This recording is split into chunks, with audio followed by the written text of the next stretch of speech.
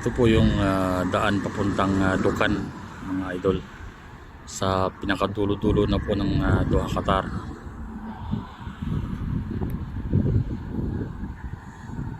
So nandito po kami sa may gitna ng daan, mga kapatid. Ayan o, kami po ay tumigil.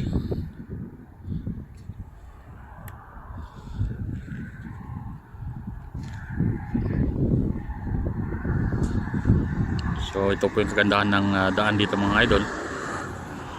Yung daan po ay salubong pero kabilaan. Tiga magkaibang lane, mga idol.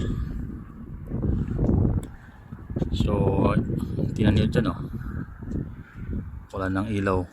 Yan na po yung kadulo-duluhang bahagi ng Doha, Qatar, dito sa may Dukan Road, sa Dukan area. At po ay punta na, balik na po kami balik na po kami ng Doha.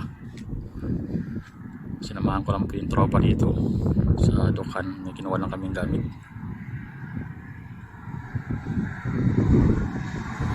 Alright, tayo po ay nasa daan.